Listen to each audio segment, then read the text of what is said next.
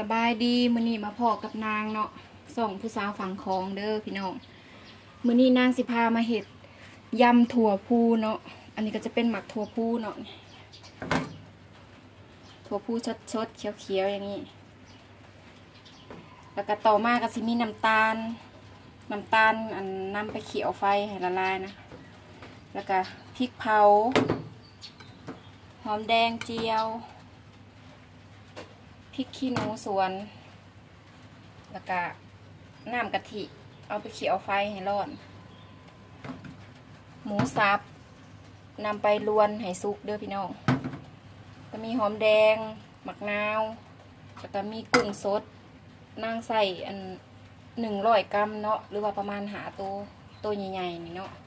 แล้วก็น้ำปลาก่อนอื่นก็ต้องนำหมักถั่วฟูไปซอยก่อนเด้อพี่น้องซอยนิดหน่อยนะโอเคนางขอตัวไปซอยก่อนเนาะเดี๋ยวจังมาเบิ่งกัน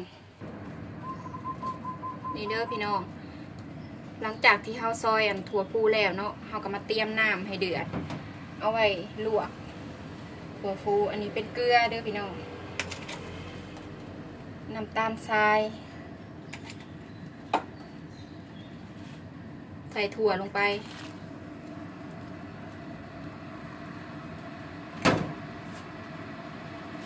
ก็ลวกให้สุกนิดนึง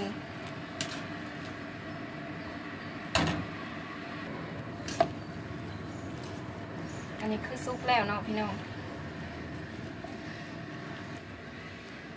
บัดนี้ก็เอามาหนอกน้ำก้อนเนาะพี่น้อง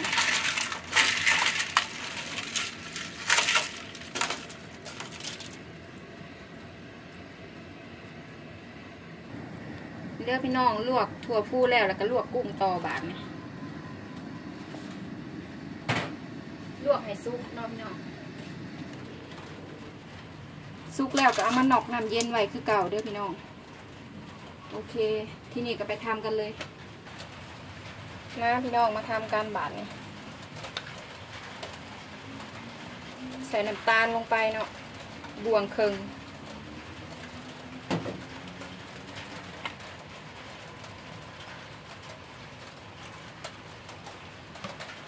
น้ำปลาเด้อพี่น้องจัก2 บวงน้ำพริกเผาประมาณ2 บวงเด้อพี่น้อง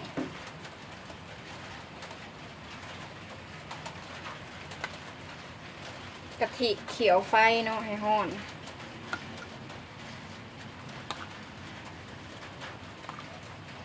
4 บวงกับมะนาว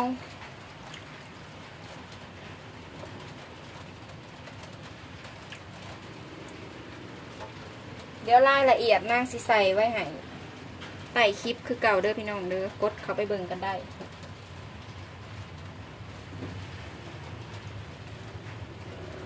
หมักพริกขี้หนูตำใส่ลงไปเลย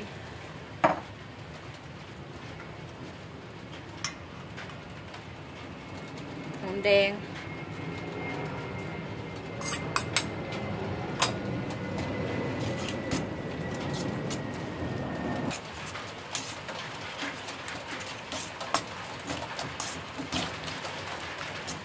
คนให้เครื่องปรุงละลายเด้อพี่น้องแล้วก็ซิมรสชาติเอาเนาะหมักรสได้กะซิมเอา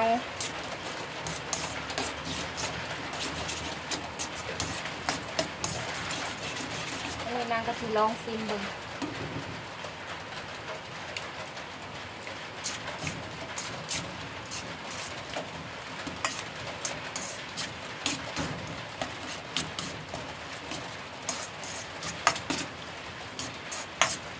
เติมน้ำปลาอีกจักหน่อย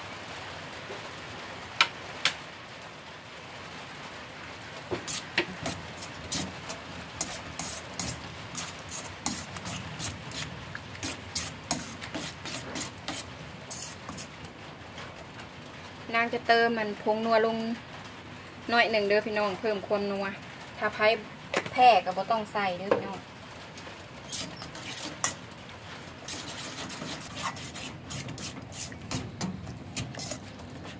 ชิมรสชาติเบิ่งเด้อพี่น้อง นางเติมผงนัวลงไปหน่อยหนึ่งกับพอดีเลยกลมกล่อมแซ่บหลายใส่สิ้นหมูลงไปแบบนี้เป็นหมูสับเด้อขั่วให้ซุกก่อนพี่น้องขั่วใส่น้ำเปล่านั่นแหละแล้วก็หอมเจียวเนาะใส่หน่อยใส่ร้ายกระตามหมักอันนี้นั่งใส่ประมาณ3 บ่วงอันนี้เนาะ3 บ่วงตักกินเท่านี่แหละ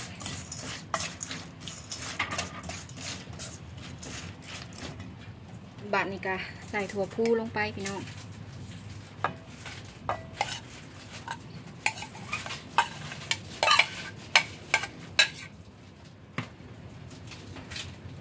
กุ้ง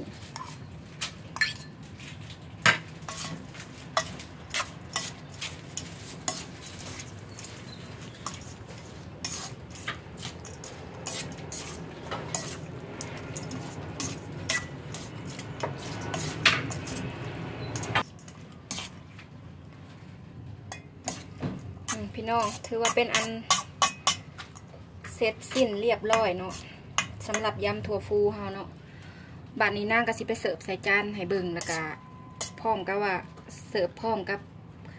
ไข่ต้มย่างมะตูมเนาะโอเคเดี๋ยวนางขอตัวเสิร์ฟให้เบิ่งก่อนเด้อมาพี่น้องมาเสิร์ฟกันเลยบาดนี้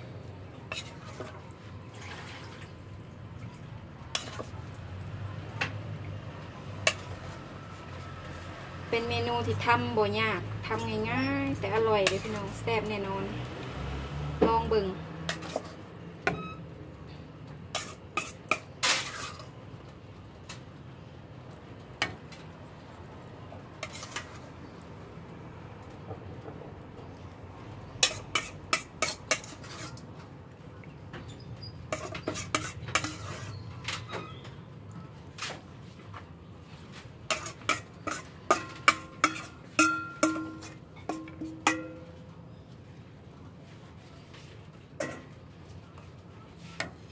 เดี๋ยวจัดจานให้หนากินก่อนเด้อพี่น้อง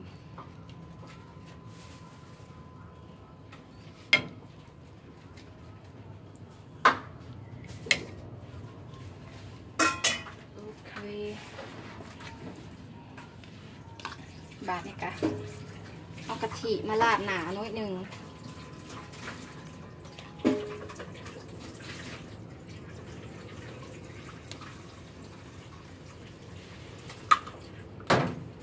กะทิกะเฮาก็นำไปเคี่ยวไฟให้ร้อนก่อนเนาะพี่น้องแล้วก็